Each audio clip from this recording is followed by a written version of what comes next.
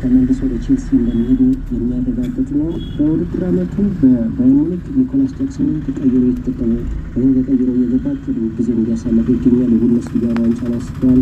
ከሴኔጋል ጋር የአፍሪካ ዋንጫ ማንሳቱ የሚታወስ ነው። ነገር ግን ካፌንን ሽሮ ለመረቁቱ ባርሴሎና የላሊጋውን ዋንጫ እንዲያነሳ ከፍተኛ ፍላጎትና ጥረት እንዳለው እየተነገረ ይገኛል። ይህም በባርሴሎና እንደሚታወቀው አዳዲስ ተጫዋቾችን በክረምት ማዘዋወር ይፈልጋል። የፋይናንሻል ደቡ ግን አሁን እንጂ ለባርሴሎና ማነቆ ነው።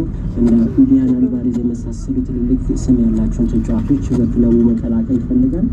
የሮበርት ሌቫንዶቭስኪን ቆይታ በዚህ አጠራጣሪ እንደሆነ እየተነገረ ይገኛል። ሌላኛውም ማርከስ ራሽፎርድም ክለቡ እንዲቆይ ይፈልጋል። ነገር ግን ሳምንታዊ ደሞዝና ሌሎችም ጉዳዮች ግን አሁንም ድረስ በክለቡ ያልተፈታ ነው። እንደሚታወቀው ኤታፌን እንደተባለው በረቱበት ጨዋታ ማርከስ ራሽፎርድ ግብ ማስቆጠር ይታወሳል። ባርሴሎና በክረምቱ ወሳኝ የሚባሉ ተጫዋቾችን ይሸጣል። እንዲሁም ደግሞ ወሳኝ የክረምት ዝውውር መስኮት በሃንሲ ፍሊክ ጊዜ የሚያሳልፍ ይመስላል። ያስኳቸው መረጃዎች እነዚህ ናቸው። አመሰግናለሁ። ሚኪያስ ምትኩ ለስፖርታዊ መረጃዎች አመሰግናለሁ።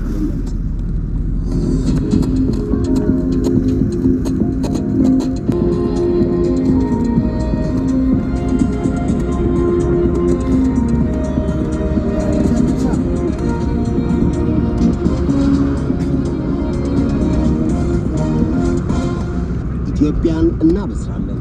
ፋና ሚዲያ እንዳታሽ። አሁን ደግሞ የሰዓቱን አጫጭር ዜናዎች ወደ እናንተ አደርሳለሁ። የቤንሻንጉል ጉሙዝ ክልል የኢትዮጵያ የልማት ስንቅና በህብር የመኖር ተምሳሌት መሆኗን ምክትል ጠቅላይ ሚኒስትር ተመስገን ጥሩነህ ተናገሩ። ምክትል ጠቅላይ ሚኒስትሩ በቤንሻንጉል ጉሙዝ የኢትዮጵያ የልማት ሞተርና የህዝቦች የትብብር ተምሳሌት የሆነው ታላቁ የኢትዮጵያ ህዳሴ ግድብ መገኛ ከመሆኑ ባለፈ የታዳሽ ኃይል ልማት የስበት ማዕከል እንደሆነ አመላክተዋል። ክልሉ ከሀገር ወዳዱና የምዕራቡ ጀግና ሼክ ሆጀሌ ምድር አፈሩ ቢታረስ ልማት ቢቆፈር ወርቅ ከሚፈስበትና በህብር የመኖር ተምሳሌት ነው ብለዋል። ምክትል ጠቅላይ ሚኒስትሩ የልማት ስራዎችን ለመጎብኘት ቤንሻንጉል ጉሙዝ ክልል የገቡ ሲሆን አሶሳ ህዳሴ አውሮፕላን ማረፊያ ሲደርሱ የክልሉ ርዕሰ መስተዳድርና ካቢኔያቸው፣ የክልሉ ከፍተኛ አመራሮች፣ የሃይማኖት አባቶች፣ የሀገር ሽማግሌዎችና የአሶሳ ከተማ ነዋሪዎች አቀባበል አድርገውላቸዋል። የባህላዊ የትንፋሽ መሳሪያ ዙምባራ የታጀቡ ውትን መስተንግዶና ደማቅ አቀባበል ልባቸውን በአርቴት እንደሞላው የጠቀሱት ምክትል ጠቅላይ ሚኒስትሩ አቀባበል ላደረጉላቸው አካላት ምስጋናቸውን አቅርበዋል።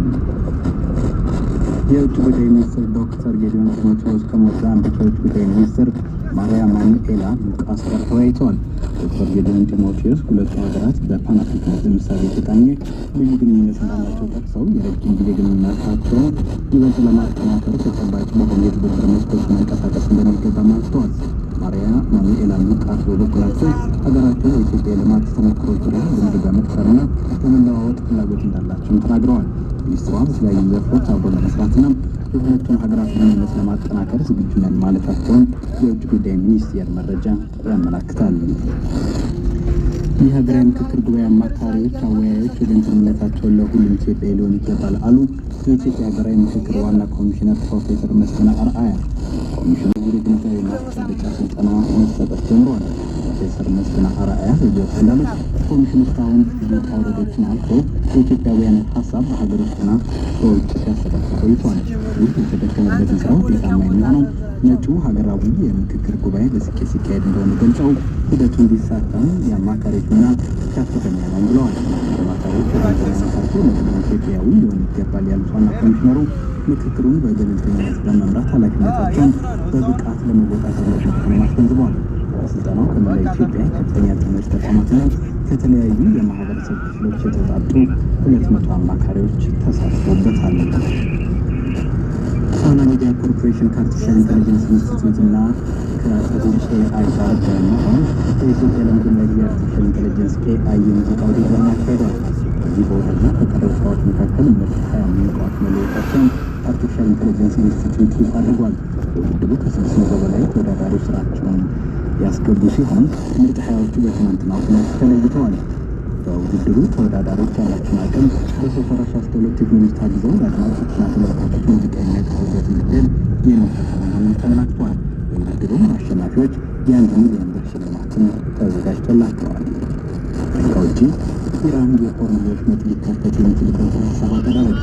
ኢራን ባቀረበችው መደራደሪያ ሀሳብ የሆርሙዝ ወሽመጥ የሚከፈትበትና በአሜሪካ የተበጎ ዘቦች በሚከፈቱበት ሁኔታ ዙሪያ የሚመለከት ነው።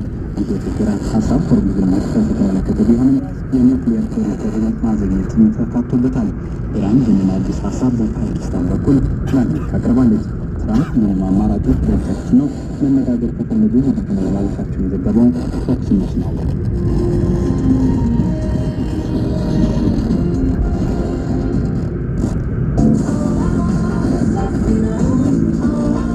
አሁን በመላው ዓለም ዙሪያ ያሉ ኢትዮጵያውያን ሀገር ቤት በአንድ መተግበሪያ ተቆራኝቶ አዋሽ ነው የውጭ ሀገር ገንዘብ መላኪያ ቀላል ምቹና ፈጣን መተግበሪያ የጣታሽ አለመናት መገጽታን በሚለይ ከፍተኛ የደህንነት ጥበቃ በየትኛውም የቪዛ ወይም ማስተር ካርድ ገንዘቦችን መላክ የሚችሉበት ምንም አይነት የአገልግሎት ክፍያ የለም።